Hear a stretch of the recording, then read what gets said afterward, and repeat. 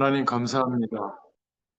오늘도 하나님께서 산업인 현장을 두고 사도행전을 읽어가는 중에 우리에게 허락하실 말씀을 기대합니다. 성령으로 함께하여 주시옵소서. 언약 백성으로 부르시고 우리를 모든 현장 가운데 증인의 한 사람으로 세워가심을 감사합니다. 오늘도 성령께서 우리 각자에게 허락하시는 주의 음성을 듣는 축복의 시간이 되도록 역사하여 주시옵소서. 이 시간 우리와 관계된 모든 곳에, 특별히 우리의 일터와 산업 현장과 그 분야에 역사하는 저주의 세력들은 예수 그리스도의 이름 앞에 완전히 묶이고 결박당하고 떠나갈지어다. 하나님께서 작정하신 그 일들을 언약 백성된 우리를 통해서 이루어 가시기를 소원합니다. 오늘도 하나님께서 역사하시는 그 은혜가 임하는 시간이 되게 하여 주옵소서.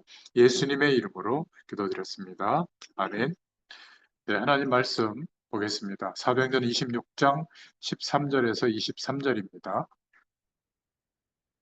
사도행전 26장 13절에서 23절 같이 읽습니다.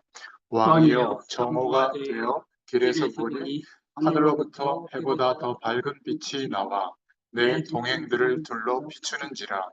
우리가 다 땅에 엎드러짐에 내가 소리를 들으니 히브리 말로 이르되 사울아 사울아 내가 어찌하여 나를 박해하느냐. 가시체를 뒷발질하기가 내게 고생이니라. 내가 대답하되 주님 누구시니까? 주께서 이르시되 나는 내가 박해하는 예수라. 일어나 너의 발로 서라. 내가 내게 나타난 것은 곧 내가 나를 본 일과 장차 내가 내게 나타날 일에 너로 종과 증인을 삼으려 함이니 이스라엘과 이방인들에게서 내가 너를 구원하여 그들에게 보내어 그 눈을 뜨게 하여 어둠에서 빛으로 사탄의 권세에서 하나님께로 돌아오게 하고 죄 사함과 나를 믿어 거룩하게 된 우리 가운데서 기업을 얻게 하리라 하더이다. 아그리빠 왕이여, 그러므로 하늘에서 보이신 것을 내가 거스르지 아니하고 먼저 다메섹과 예루살렘에 있는 사람과 유대 온 땅과 이방에게까지 회개하고 하나님께로 돌아와서 회개에 합당한 일을 하라 전하므로 유대인들이 성전에서 나를 잡아 죽이고자 하였으나 하나님의 도우심을 받아 내가 오늘까지 서서 높고 낮은 사람 앞에서 증언하는 것은 선지자들과 모세가 반드시 되리라고 말한 것밖에 없으니 곧 그리스도가 고난 받으실 것과 죽은 자 가운데서 먼저 다시 살아나사 이스라엘과 이방인들에게 빛을 전하시리라 함이니이다 아니라. 아멘. 네, 오늘 사도행전 26장 13절부터 23절까지 말씀을 함께 공독했습니다. 오늘 제목은 가시체 뒷발질 인생이라는 제목입니다. 오늘 말씀은 바울이 아그리파 왕 앞에서 재판을 받으면서 자신을 변론하는 시간에 자신이 어떻게 이렇게 전도자가 됐는지 회심에 대한 이야기를 하는 그런 내용이 나옵니다. 첫 번째로 살펴볼 주제는 뒷발질하는 인생인데요. 오늘 26장 13절에 보니까 왕이여 정오가 되어 길에서 보니 하늘로부터 해보다 더 밝은 빛이 나와 내 동행들을 둘러 비추는지라 이렇게 말하고 있죠. 바울은 아그리파 왕 앞에서 자신을 바꾼 그리스도께서 역사하셨던 그 경험에 대해서 말하고 있는데요. 다메섹으로 핍박하러 가던 중에 해는 중천에 떠 있는데 그 해보다 더 밝은 빛이 바울과 그 일행을 비췄던 것을 말하고 있습니다. 해보다 더 밝은 빛은 실제를 반영하면서도 진리 대신 그리스도가 자기에 임했다는 것을 생각나게 하는 것이죠. 해 아래서의 삶이었는데 그것을 넘어서서 진리 대신 주님을 만나는 그 순간을 말하고 있는 겁니다. 그런데 26장 14절에 보니까 우리가 다 땅에 엎드러지며 내가 소리를 들으니 히브리 말로 이르되 사울아 사울아 내가 어찌하여 나를 박해하느냐 가시체를 뒷발질하기가 내게 고생이니라 이런 말씀이 나오잖아요. 이 가시채는 뭐냐면 가시가 있는 채찍이에요.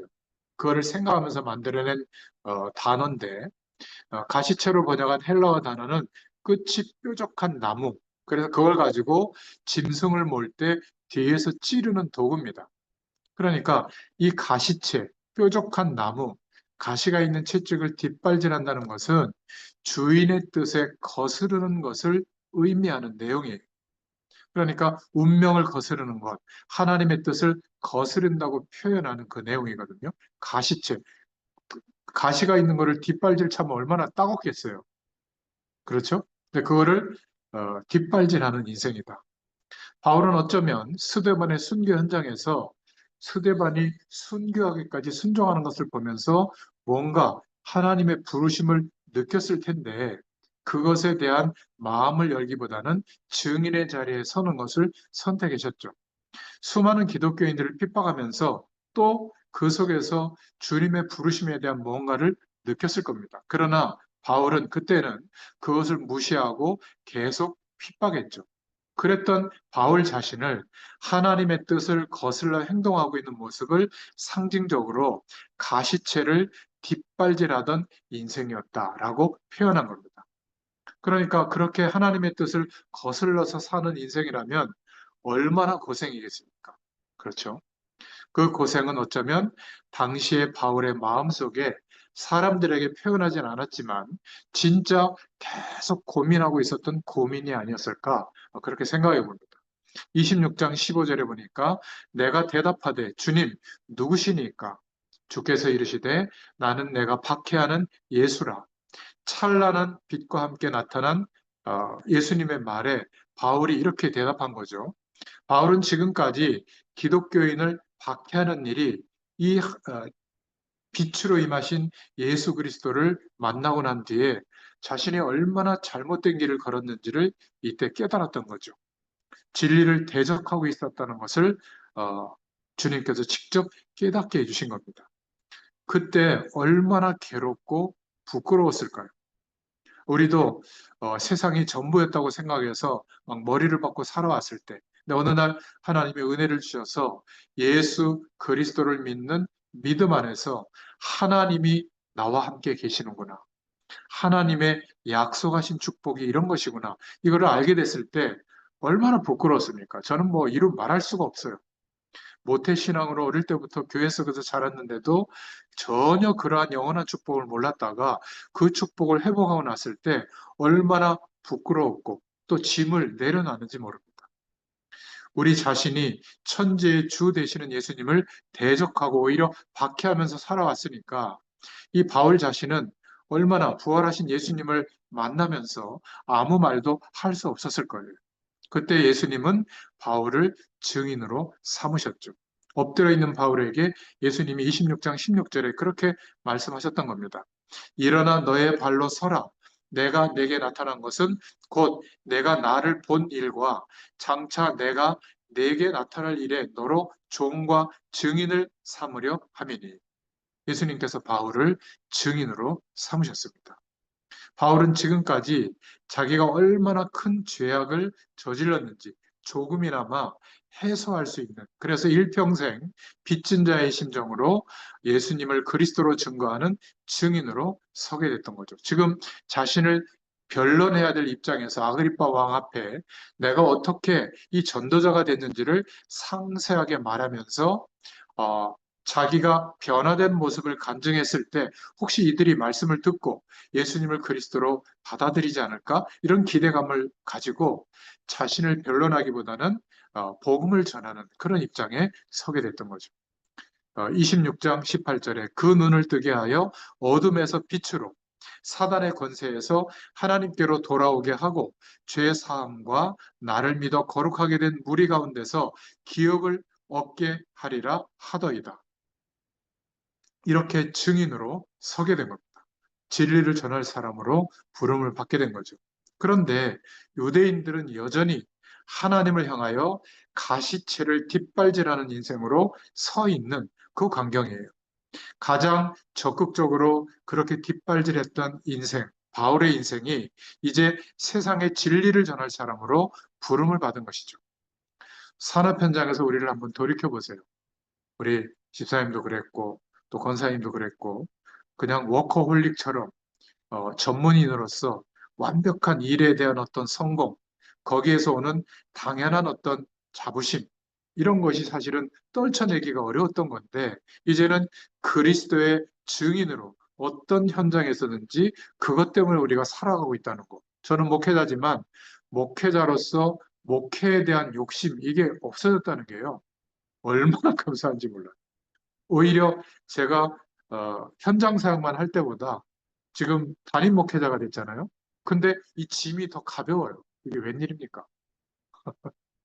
그 이유는 말씀과 기도 속에서 본의 아니게 전무하다 보니까 상상할 수 없는 하나님의 부르심 앞에 하나님이 하실 게 더 믿어지고 성령으로 역사하시는 축복이 오니까 이래도냐라는 질문 앞에 아무 상관이 없게 된 거예요.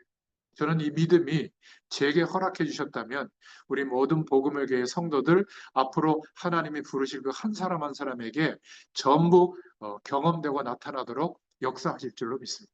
저는 그 확신이 있어요. 이제 세상에 진리를 전할 그 한 사람으로 우리가 부름받았다고 하는 확신을 주실 줄로 믿습니다. 그래서 두 번째 오늘 기억해야 될 것이 순종입니다. 사도행전 26장 19절부터 20절을 보면 회개와 순종에 대해서 말하는데 바울은 아그리빠 왕에게 이렇게 말하죠. 아그리빠 왕이요. 그러므로 하늘에서 보이신 것을 내가 거스르지 아니하고 순종한 것을 말하고 있는 겁니다. 바울이 거스를 수가 없었죠. 하나님이 직접 보여주셨는데 말이죠. 그동안 가시채를 뒷발질하던 그런 인생에서 철저히 회개하고 이제 바울의 인생은 하나님이 원하시는 그 방향과 말씀에 순종할 뿐이었습니다. 바울은 자신이 회개했던 것처럼 다른 사람들에게도 지금 변증하는 그 자리에 서서 하나님께 뒷발질하지 말고 순종하라고 말하고 있는 겁니다. 26장 20절에 먼저 다메섹과 예루살렘에 있는 사람과 유대 온 땅과 이방인에게까지 회개하고 하나님께로 돌아와서 회개에 합당한 일을 하라 전함으로 이렇게 말하고 있죠. 바울은 사람들에게 자신의 죄에서 돌이켜 하나님께로 돌아서라고 말하고 있는 겁니다. 참 그런데 현장은 어떻죠? 여전히 이 바울에 대해서 반응은 적대하고 있는 겁니다. 26장 21절에 유대인들이 성전에서 나를 잡아 죽이고자 하였으나 여전히 적대시했죠. 그러나 바울은 자신이 바뀐 것을 보고 조금은 한 번도 생각해 보지 않을까 이런 마음으로 끝까지 복음의 입장에서 설명하고 있는 겁니다. 내가 변한 것이 아무 이유 없이 변한 게 아니다. 그거를 말하고 있는 거죠. 그러면서 세 번째로 바울이 전한 내용은 26장 22절 23절에 하나님의 도우심을 받아 내가 오늘까지 서서 높고 낮은 사람 앞에서 증언하는 것은 선지자들과 모세가 반드시 되리라고 말한 것밖에 없으니 곧 그리스도가 고난을 받으실 것과 죽은 자 가운데서 먼저 다시 살아나사 이스라엘과 이방인들에게 빛을 전하시리라 함이니이다 하니라. 그리스도의 고난과 부활을 계속 증거하게 된 겁니다. 자신이 전하고 있는 것은 새로운 얘기가 아니라 성경 밖의 것을 전하는 것이 아니라 성경이 지금 계속 말하고 있는 것이다. 선지자들만이 아니라 우리의 조상 모세도 믿고 말했던 것이다. 그래서 그리스도가 고난을 받으실 것과 죽은 자 가운데서 먼저 다시 살아나사 이스라엘과 이방인들에게 빛을 전하시리라. 그 예수님을 구주로 받아들여야 한다. 이거를 말하고 있는 것이죠. 다시 살아난다. 말씀에 따라 부활하셨다. 이것을 계속 얘기하고 있는 겁니다.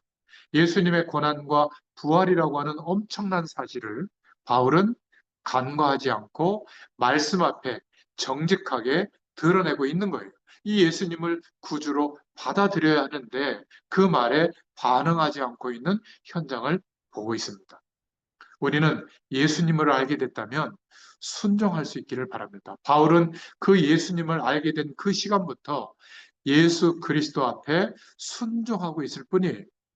바울의 위대함은 그거예요. 순종한 것. 그 믿음도 하나님이 주셨지만 바울의 모든 선택이 주의 말씀 앞에 순종한 것입니다. 예수님을 알지 못하는 이들은 단지 바울을 죽이려 할 것이 아니라 말씀을 잘 살피고 예수님의 뜻을 살펴야 하는데 그렇지 못했죠. 창조주이시고 구속주 되시는 그 예수님을 대적하고 있다는 것이 얼마나 큰 죄를 범하고 있는지 우리가 알아야 됩니다. 여전히 가시채로 하나님이 찌르고 계시거든요. 그러면 빨리 돌이키고 방향을 바꿔야 되는데 여전히 내 주장과 감정과 느낌과 막 알고 있었던 그것을 가지고 뒷발질하는 모습은 아닌가. 그래서 바울은 지금 메인 몸으로 이렇게 호소하고 있는 거예요. 자신의 목숨을 아끼지 않고 호소하고 있는 것이죠. 이 바울의 호소는 예수님의 명령에 순종하기 위함이었어요. 자신의 안위를 생각했다면 이렇게 말할 수가 없는 현장이죠. 예수님을 대적하였던 자신의 죄악을 아파하면서 피를 토하는 심정으로 지금 호소하고 있는 장면입니다. 왜? 바울의 눈에는 사람들이 지금 하나님께서 가시채를 들고 뭔가 이렇게 돌이킬 수 있는 기회를 주는데 여전히 뒷발질하는 사람들에 대해서 호소하고 있는 겁니다. 사람들이 예수님을 너무 모르고 있는 것이죠. 세상 배경이 전부인 것처럼 거기에 우리 인생을 받고 살아가는 것은 여전히 가시채를 뒷발질하면서 살고 있는 것과 같은데 모르고 있는 겁니다. 오늘 그들에게 주어진 인생의 아픔이 어쩌면 그 인생들을 향한 하나님의 사랑의 손길인데, 그러나 그들은 그것을 뿌리치고 오히려 아프지만 그 상황에 대해서 뒷발질하면서 계속 자신이 주장하는 길로 계속 가고 있는 거죠. 그 길 끝은 어떻죠? 처참한 죽음만 있을 뿐인데 여전히 그 길을 가고 있는 겁니다. 특히 산업인 현장은 말할 것도 없죠. 바울은 유대인이면서도 하나님께 뒷발질하고 있는 사람들을 향하여 피를 토하고 있는 겁니다. 자그마치 유력자들과 아그리빠 왕에게 강력히 호소하고 있는 거예요. 자신의 목숨을 구한 것이 절대 아닙니다. 그의 연설을 듣고 있는 사람들을 구하기 위한 오직 그 하나의 이유였던 거죠. 오늘날에도 우리의 삶의 현장, 사람 현장을 보면 여전히 하나님을 향하여 뒷발질하면서 사는 사람들이 많습니다. 아프다고 말하면서도 오히려 하나님을 원망해요. 계속 그 길을 고수해요. 그러나 그것이 하나님을 대적하는 길이라는 것을 우리는 눈을 떠야 됩니다. 천지를 창조하시고 그들을 구원하시는 예수님께 순종해야 하죠. 그 손길을 붙잡아야 될 줄로 믿습니다. 그래서 우리 세 번째로 예수님이 부르실 때 그 가시채를 뒷발질하지 말자. 가시채를 뒷발질하던 인생이었죠. 바울의 회심 이야기는 사도행전에 3번 나옵니다. 바울은 길을 가다가 예수님께서 그에게 나타나셔서 말씀하시는 것을 들었고 네가 어찌하여 나를 박해하느냐 가시채를 뒷발질하기가 내게 고생이니라. 26장 14절에 이 말씀을 들은 거예요.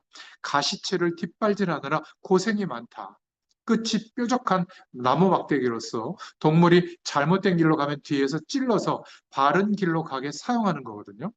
코끼리를 조종하는 사람이 끝이 뾰족한 막대기로 코끼리의 귀 뒷부분을 찔려서 움직인다고 해요. 근데 코끼리가 성질이 고약하잖아요. 그러면 주인이 뒤에서 가시채로 찌르면 아프다고 방향을 설정해야 되는데 뒷발질하는 아주 고약한 코끼리가 있대요.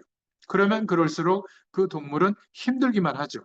그래서 이 26장 14절은 운명이나 하나님의 뜻을 거스르는 행동을 말하는 관용구로 이 당시에 쓰여졌던 겁니다. 그러면 어떻게 될까요? 자기 자신을 더 아프게 할 뿐이죠. 그렇게 가시채를 뒷발질하는 것은 자기 자신을 더 아프게 하는 겁니다. 바울이 살아온 길은 가시채를 뒷발질하는 인생이었구나. 하나님이 깨닫게 하시고 유력자들 앞에서 그것을 선포하고 있는 거죠. 바울을 사랑하시는 하나님께서 바울에게 여러 가지로 말씀해 오신 겁니다. 그러나 바울은 그때 그것을 알아채지 못한 채 거부하면서 살아왔던 겁니다. 아까도 말씀드렸지만 스데반의 순교의 사건, 분명히 바울을 부르시는 큰 소리 중에 하나였는데 그 당시에 바울은 전혀 알아듣지 못했던 거예요. 바울은 그렇게 거부하면서 살아왔죠. 그 거부는 하나님의 말씀에 대한, 복음에 대한 무지와 돌이킬 수 없는 용기 없음 등으로 그렇게 했던 겁니다.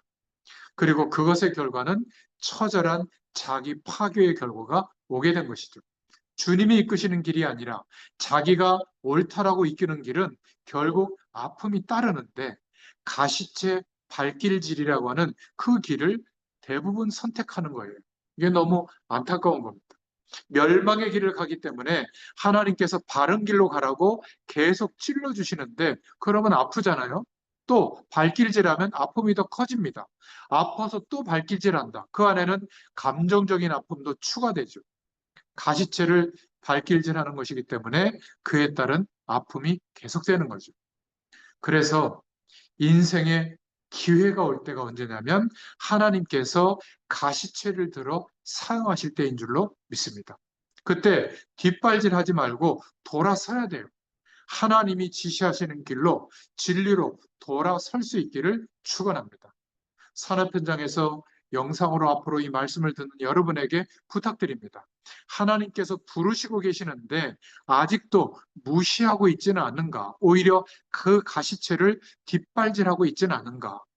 하나님이 주시는 이런 기회가 계속 있는 것이 아닙니다. 빨리 돌아설 수 있기를 축원합니다. 그래서 그 돌아서는 것이 바로 네 번째로 회심이에요. 하나님께서 임하시는 방식인데 26장 13절에 하나님께서 바울에게 강력하게 말씀하셨죠. 정오가 되어 길에서 보니 하늘로부터 해보다 더 밝은 빛이 나와 내 동행들을 둘러 비치는지라. 바울의 경우에는 예수님께서 해보다 더 밝은 창조의 빛으로 임하셨고 직접 말씀하셨어요.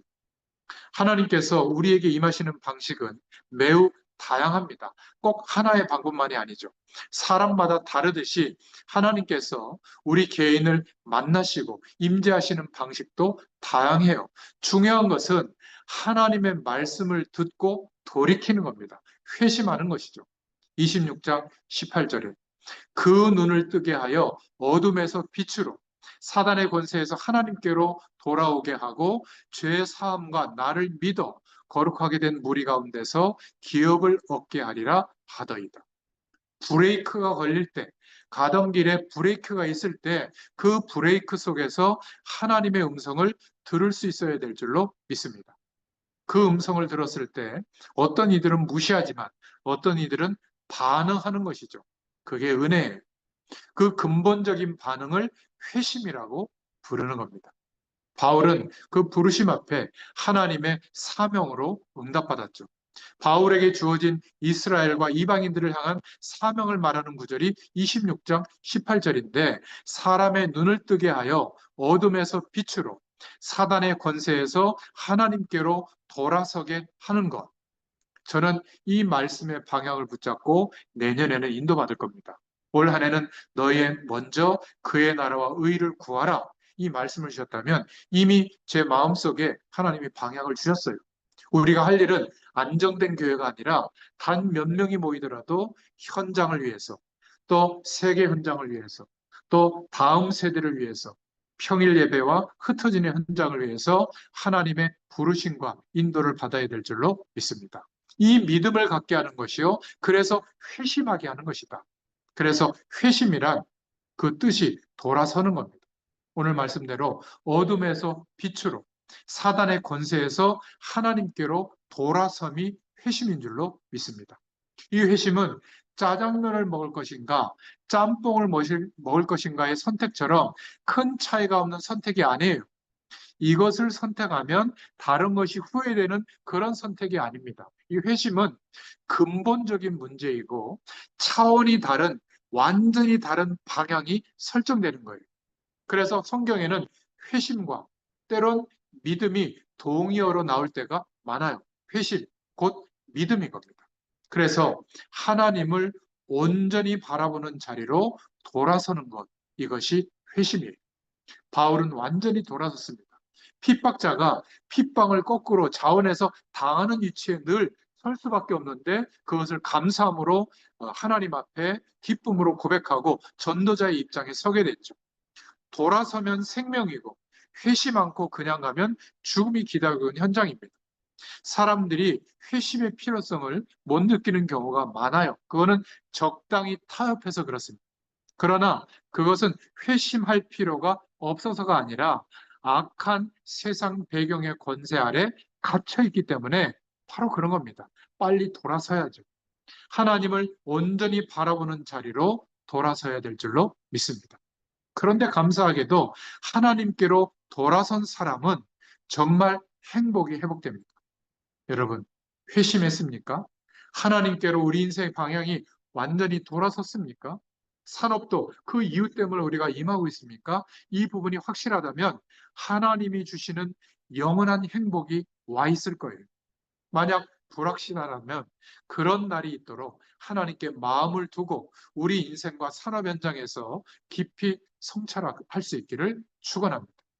그래서 네 번째로 회심은 방향이 완전히 바뀌는 거예요. 회심에 대한 착각을 하고 있는 사람들은 회심했다고 하면서도 회심의 모습이 너무 안 보이는 사람들이 많아요. 회심은 가던 길을 더 잘 가기 위해서 차를 갈아타는 게 아니에요. 어떤 사람은 복 받기 위해서 차를 갈아타듯 종교를 바꾸는데 이것이 고장나면 저것을 갈아타는 거 그런 의미가 아니에요. 오직 그리스도 안에서만 가능한 진정한 우리 자신을 회복하는 것. 완전히 회심은 방향이 바뀌는 거예요. 자신을 꾸미는 삶에서 우리는 오히려 자신을 죽이는 삶으로 바뀌는 거예요. 왜냐하면 내가 아무것도 할 수 없구나.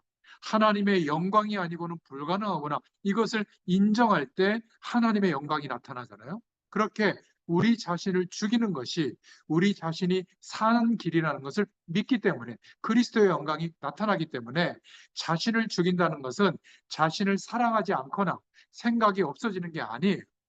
자신을 죽인다는 것은 그전에 우리가 인생관으로 살았던 탐욕, 세상에서의 모든 것, 이기주의와 거짓으로 물들었던 자신을 죽이는 겁니다. 내려놓는 거죠. 대신 하나님의 사랑과 하나님의 자비가 채워지고 진리가 우리를 자유케 하는 진정한 자유가 우리 자신을 회복시키는 것을 말합니다. 오직 그리스도 안에서만 가능한 진정한 내가 누구인지를 회복하게 되는 이 축복이 임하게 되는 줄로 믿습니다. 그래서 회심은 완전히 방향이 바뀌는 거예요. 하나님께 돌아선 사람은 이때부터 시키지 않아도 모든 삶의 선택이 생명의 길을 가는 선택이 되는 줄로 믿습니다. 이게 행복한 길이에요. 진짜 하나님의 자녀는 이때부터 참 행복이 옵니다.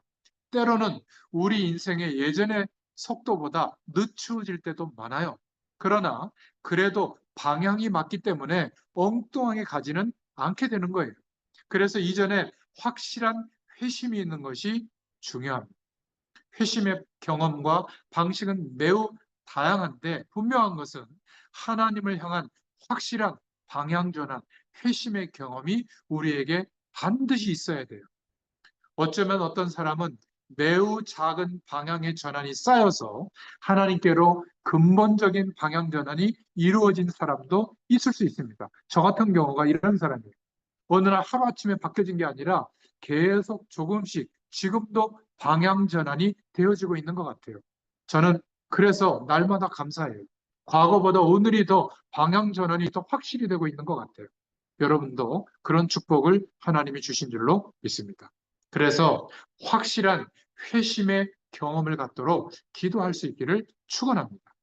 지금 우리 자신 안에 하나님을 향하여 확실히 회심을 했다는 사실에 대한 진정한 인식이 있다면 축복이에요. 어두움에서 빛으로 회심했다고 하는 것을 확실하게 믿는 마음, 사단에게서 하나님께로 확실하게 방향 전환을 했다는 마음을 갖는 것이 중요합니다. 그것이 없다면 하나님을 향해서 진지하게 기도할 때예요. 하나님은 확실한 회심의 경험을 갖도록 역사해 주실 줄로 믿습니다. 그 기도의 응답이 하루가 걸릴지, 한 달이 걸릴지, 아니면 1년 또는 오랜 시간이 걸릴지 모르겠지만, 그러한 확실한 회심을 경험하는 것이 우리가 열심히 일하는 것보다 훨씬 더 중요해요. 그러니까 그것을 위해서 간절히 기도해야 될 줄로 믿습니다.